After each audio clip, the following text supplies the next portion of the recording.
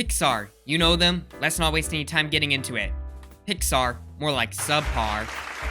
No, but seriously, going into watching these movies, I wasn't expecting to like as many as I did.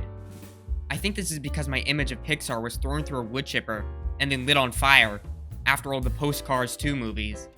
Not saying they're all bad, but they definitely aren't all good. But today we aren't looking at Cars 2 and beyond. Unlike the Disney rankings, Pixar doesn't have its own official eras, so I've had to make them up.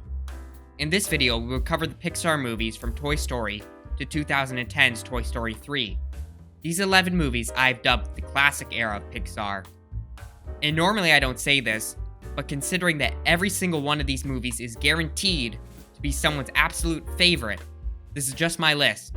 But I would love to hear yours in the comments. And only yours. I don't want anyone else to leave their list in the comments. I'm specifically talking to you and only you. Alright, starting off, I need to apologize right away, because people absolutely love this movie. But I have got to say, in all honesty, it's the biggest piece of dog shit. I was consistently bored through the entirety of WALL-E. I wouldn't say I hated it, because I felt nothing through the entire runtime. It would have been much more bearable as a 10-minute short instead of a whole movie. And no, WALL-E is not cute. He's about as cute as this blobfish.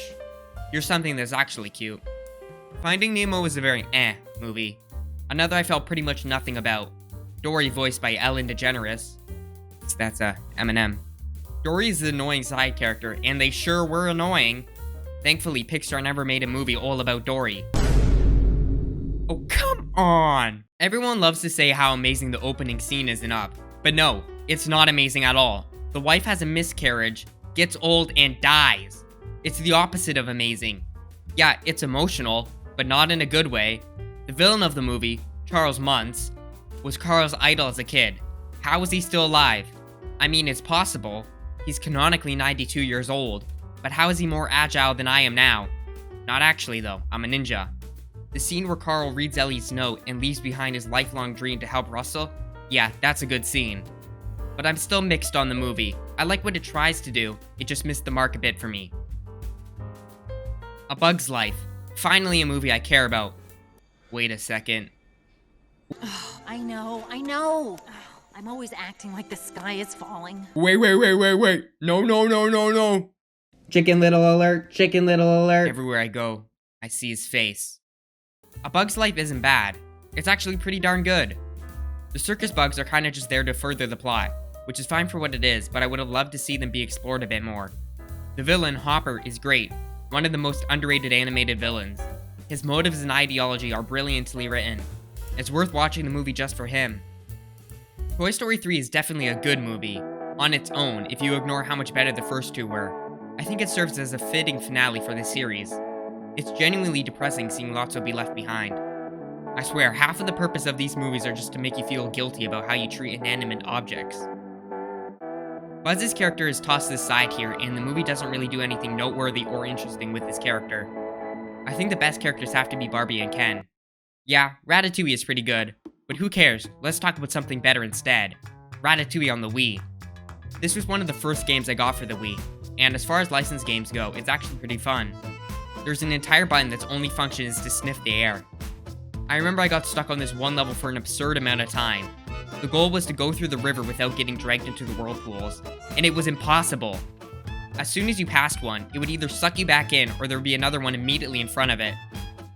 It wasn't until years later that I found out you had to shake the Wii remote to get out of the whirlpools. This entire time I was doing it wrong. The movie? Oh yeah, it's good.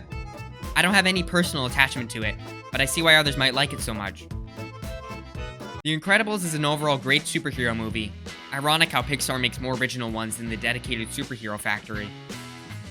The movie takes place during the 60s, and they choose to represent this by just adding a lot of gray and making the cities ugly. Anyways, it's a good movie and surprisingly adult. Like, there are a lot of inappropriate moments. I absolutely hated it whenever Elastigirl turned into a boat. This abomination has been seared into my eyes. Syndrome has to be one of the all-time best villains. He's charming and just an overall terrible person. Exactly what I'm looking for in a villain. I think it's a weird choice that the movie focuses more on Mr. Incredible, and to a lesser extent, Elastigirl, rather than the much more interesting Dash and Violet. Yeah, this is an objectively wrong placement. There's no logical way that Cars, a movie about talking cars should be this high up on the list. But it's not a logical placement, because I'm biased. I used to love this movie when I was younger. Watching it now, it definitely feels a lot slower. I don't know if that's because I've seen it so many times, or the internet has rotten my attention span. That being said, I really don't think it's that bad. I still found it a quite enjoyable movie. My only question is, why do they have tongues? Like, they have mouths and teeth, so it makes sense that they have tongues. But for some reason, there's just something unnatural and eerie about a car with a tongue. Alright, top 3 time. Toy Story 2 is a great sequel to an already fantastic movie. I think it's consistently a more funny movie. It just isn't nearly as creative or revolutionary as the first one. All the new toys added to the cast I liked, but I do have one concern with the movie. What is Al's crime? What am I talking about? The owner of Al's toy barn, Al, when woken up in the night says, What? No, officer, I swear! He was most likely having a bad dream, but he seems legitimately frightened, as if he was fully expecting a police officer to be there. And sure, he does steal Woody from a yard sale earlier in the movie, but I have a feeling that he's done something much more sinister in order to garner such a large reaction. I'll leave it up to you in the comments to answer that. And the runner-up to number 1 is Monsters, Inc. I think what works so well about this movie is the relationship between Sully and Mike. Without that, the movie might still work, but it's by far the strongest aspect of the movie. Background characters look like spore creations, though. Boo is alright. On a scale from Ice Age Baby to Scrappy Doo, they're more of an Ice Age Baby. I knew that I liked the first Toy Story, but I had completely forgotten just how good it truly is. Not only is it a fantastic movie by itself, but it was the first ever 3D animated movie, and it still looks great. Well, most of it. Human faces are a bit, ah! I absolutely love that dynamic between Woody and Buzz. Buzz being the good stand-up guy he is, and Woody, up until the end of the movie, just being the most bitter person you can imagine. No wonder the other toys thought Woody killed Buzz. Just look at this face. I also adore Slinky and how loyal he is. He was determined to believe Woody. Outside the context of this movie, I think the idea of toys coming to life when no one is looking is terrifying. And Sid really did nothing wrong, because he thought he was just having fun with his toys. And now Woody and the other nightmare creatures probably just sent this kid to years of therapy. I used to take apart my sister's Barbies when I was a little kid, but thankfully they never decided to rise up and terrorize me. But the next time I see a Barbie, I'll be watching my back in case one of them snitched. Ignoring the disturbing toys coming to life part, I think Toy Story is just a delightful movie. It's creative, colorful, and captures the essence of being a kid. And the firework chase scene at the end is, That's all the classic Pixar movies ranked. Thanks for watching this far. I have a lot of other videos on my channel that you can check out. Right now on the screen are 2 of my favorite ones I've made.